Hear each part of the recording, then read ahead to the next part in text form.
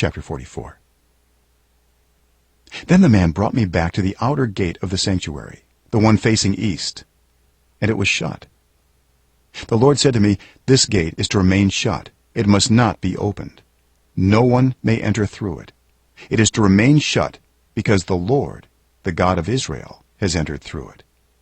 The prince himself is the only one who may sit inside the gateway to eat in the presence of the Lord. He is to enter by way of the portico of the gateway and go out the same way." Then the man brought me by way of the north gate to the front of the temple. I looked and saw the glory of the Lord filling the temple of the Lord, and I fell face down. The Lord said to me, "Son of man, look carefully, listen closely, and give attention to everything I tell you concerning all the regulations and instructions regarding the temple of the Lord. Give attention to the entrance to the temple and all the exits of the sanctuary.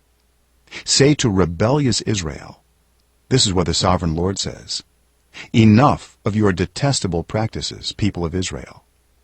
In addition to all your other detestable practices, you brought foreigners, uncircumcised in heart and flesh, into my sanctuary, desecrating my temple, while you offered me food, fat, and blood, and you broke my covenant.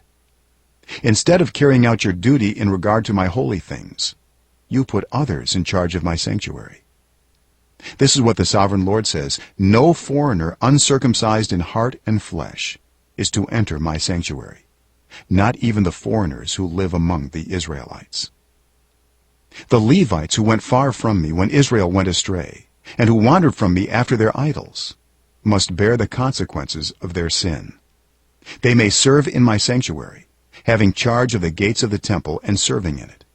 They may slaughter the burnt offerings and sacrifices for the people, and stand before the people and serve them. But because they served them in the presence of their idols, and made the people of Israel fall into sin, therefore I have sworn with uplifted hand that they must bear the consequences of their sin, declares the sovereign Lord. They are not to come near to serve me as priests, or come near any of my holy things, or my most holy offerings. They must bear the shame of their detestable practices. And I will appoint them to guard the temple for all the work that is to be done in it. But the Levitical priests, who are descendants of Zadok, and who guarded my sanctuary when the Israelites went astray from me, are to come near to minister before me.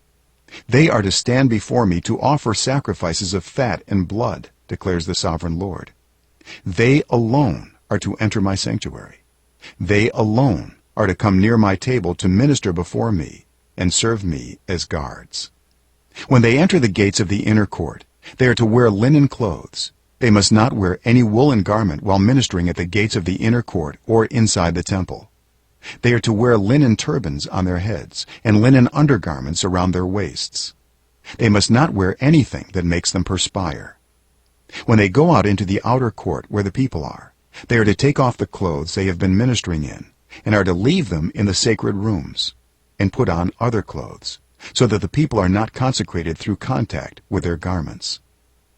They must not shave their heads, or let their hair grow long, but they are to keep the hair of their heads trimmed. No priest is to drink wine when he enters the inner court. They must not marry widows or divorced women. They may marry only virgins of Israelite descent, or widows of priests.